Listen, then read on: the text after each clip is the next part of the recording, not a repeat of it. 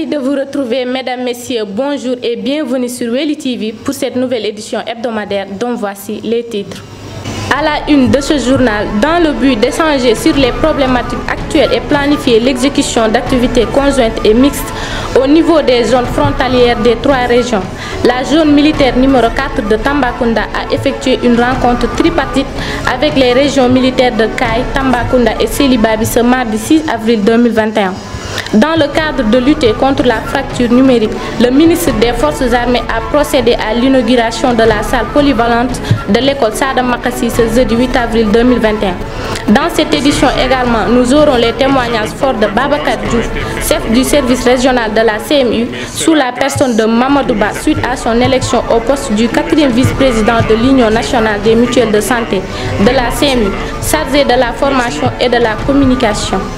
La chronique de la semaine bouclera cette édition. Voilà pour le sommaire, dans un instant, le développement. La zone militaire numéro 4 de Tambacounda a effectué une rencontre tripartite avec les régions militaires de Kaay, Tambacounda et Sélibaby ce mardi 6 avril 2021 au camp militaire Mamadou Lamine Dramé de Tambacounda.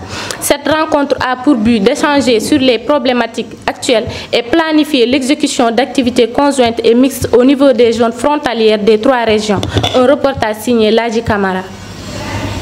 La zone militaire numéro 4 de Tambacounda a tenu une rencontre tripartite avec les régions militaires de Kaay et de Sélibaby pour échanger sur les problématiques actuelles et planifier l'exécution d'activités conjointes et mixtes au niveau des zones frontalières des trois régions. Boubacar Touré, commandant de la zone militaire numéro 4 de Tambacounda. Cette rencontre s'inscrit dans le cadre de la coopération sécuritaire entre le Sénégal, le Mali et la Mauritanie. C'est donc dans ce cadre que les régions frontalières de Sélibaby, de Kaay et de Tamba se retrouvent ici entre les commandants des différentes forces de défense et de sécurité de ces trois régions pour échanger pendant 72 heures, d'une part sur les problématiques frontalières actuelles, mais d'autre part aussi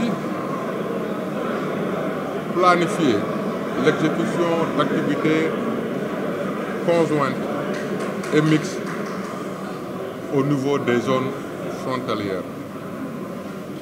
Et ces activités que nous mènerons ensemble entre forces de défense et de sécurité de ces trois régions permettra la prise en compte plus globale des menaces transfrontalières en vue d'une meilleure sécurisation de ces zones qui doivent servir de trait d'union entre nos peuples et non de barrières. Interrogé sur les questions des menaces terroristes, le commandant Touré a précisé que toutes les menaces frontalières seront prises en compte.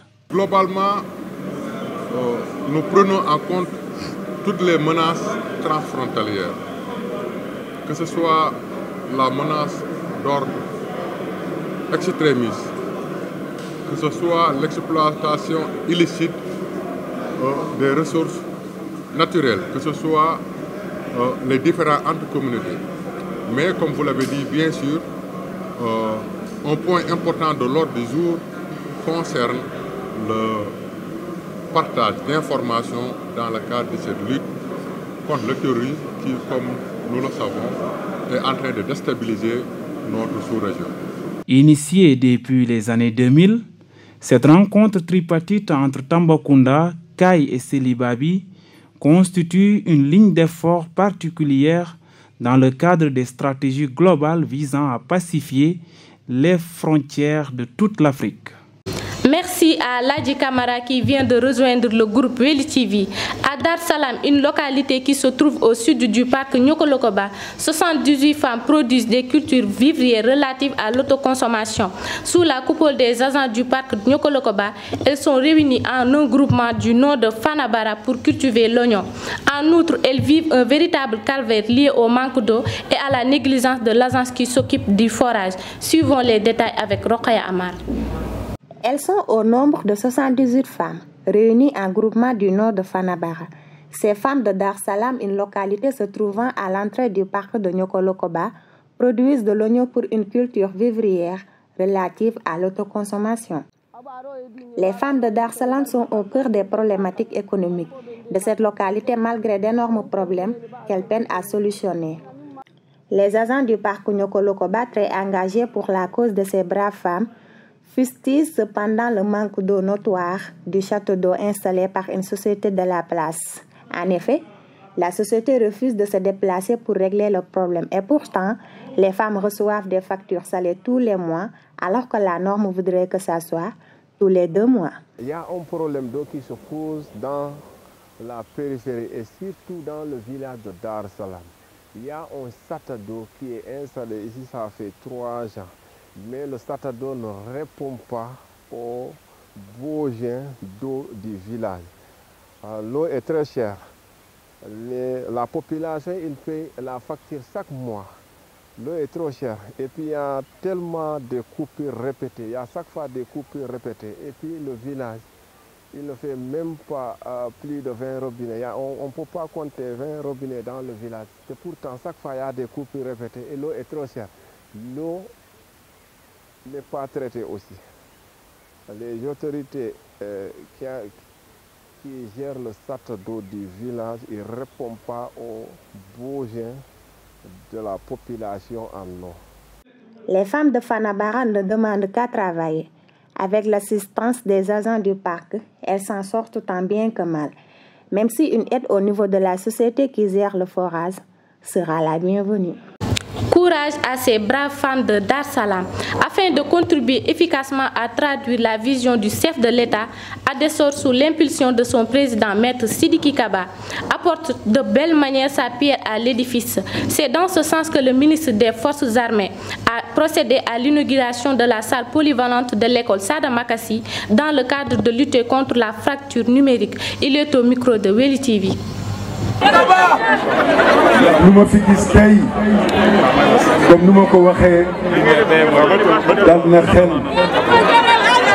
Je suis rassuré et très content de mes militants. Vous me prouvez toujours votre dévouement. Félicitations et applaudissements à mes amis de confiance.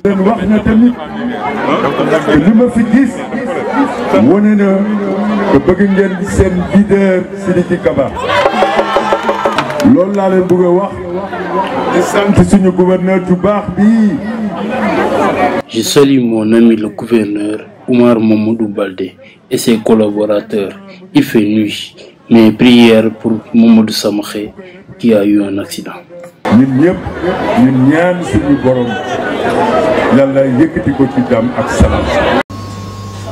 Ce samedi 3 avril 2021 au Centre culturel régional de Tambacounda s'est tenue une concertation citoyenne qui a pour thème Jeunesse et Emploi. Monsieur Mamadou Kassé, président d'honneur de l'association Ankawouli et directeur général de la SICAP SA, est revenu sur l'importance de ce forum. Les détails dans ce reportage de Boubacar Ndiaïba. C'est dans une salle pleine à craquer que l'association Ankawouli a vu une belle mobilisation des forces vives de la jeunesse dans le cadre du forum sur l'emploi des jeunes. Pour le président d'honneur Mamadou Kassé, l'objectif du forum est de lancer la réflexion citoyenne. On a dit jeunesse et emploi pour pouvoir ratisser large. Parce qu'en réalité, à la suite des événements qui sont survenus dernièrement, et où on a eu d'une rare violence d'ailleurs, le président de la République avait lancé un grand message aux jeunes, à sa jeunesse. Je vous ai entendu et je vous ai compris. Et à la suite de cela également, il y a eu une batterie de mesures qui avait été annoncé d'abord dans son adresse à la nation, puis aussi dans les différents communiqués du Conseil des ministres qui s'en sont suivis. Donc naturellement, nous devons nous engager la réflexion pour voir comment Tambacounda doit exister dans cette masse financière qui a été dégagée, notamment 350 milliards sur 3 ans.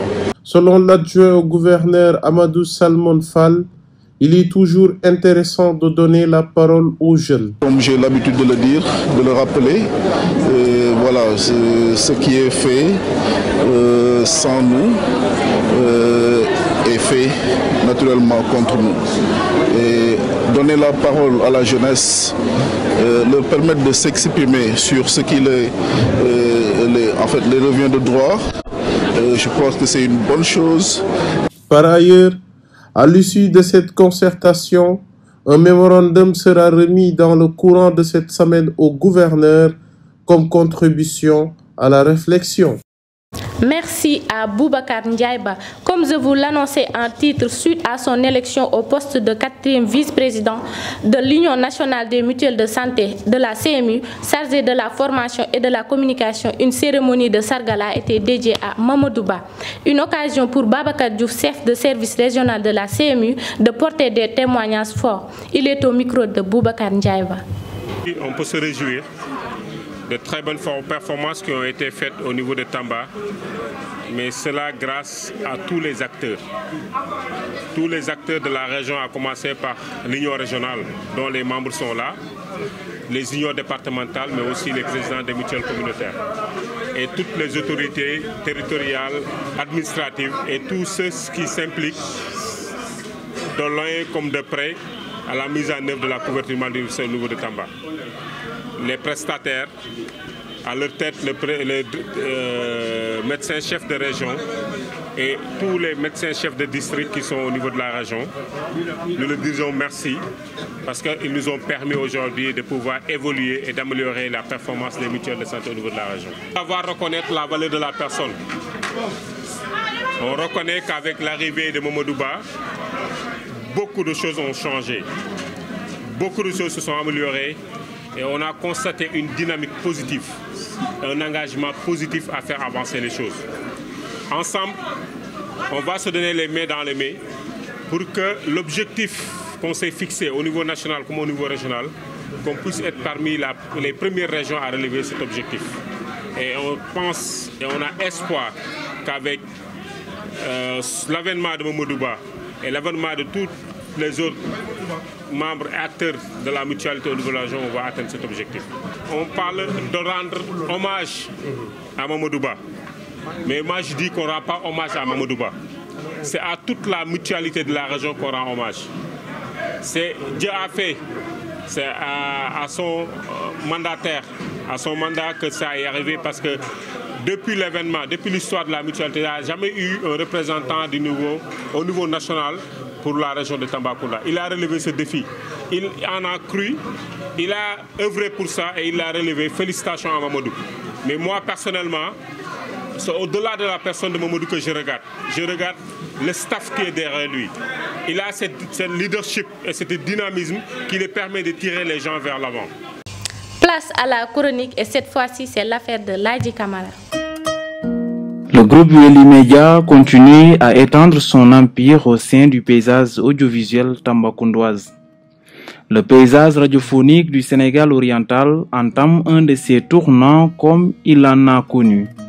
Radio Weli FM 90.3 a été baptisée pour permettre à la population locale de vivre ses réalités. C'est une radio généraliste, commerciale, privée, qui touche à tout. Pour le moment, elle se limite à Tambacounda pour la couverture des événements, mais compte avoir des stations relais dans les autres régions du Sénégal, comme la région de Kédougou, Kolda et Dakar. À travers une grille de programmes inclusive, la radio Weli FM, la radio de l'innovation, sera une tribune pour toutes les ethnies locales, Mandin, Peul, Bambara, Soninké, Diola, Wolof, Bassari, entre autres langues locales, afin de promouvoir la culture locale. Une radio qui a les capacités de concurrencer. D'abord, elle a les ressources humaines nécessaires, le matériel qu'il faut, et puis elle dispose d'une équipe très jeune, dont la tranche d'âge varie entre 25 et 35 ans. Les jeunes ont quelque chose à prouver sur ce qui se passe au Sénégal, sur le paysage médiatique pour se hisser au sommet. Leur objectif est d'ici 6 mois de faire partie des 3 radios les plus écoutées au niveau du Sénégal oriental et avant 1 an, être la première la plus écoutée. Avec Weli FM, vivons nos réalités et portons ensemble le développement du Sénégal oriental. Bienvenue à la radio de l'innovation, la 90.3. Voilà ce qui met fin à cette édition. Merci de l'avoir suivi. Merci également à l'équipe technique et rédactionnelle qui ont participé à la bonne réalisation de cette édition. Rendez-vous la semaine prochaine pour un autre tour de l'actualité du Sénégal oriental. Excellent week-end à toutes et à tous.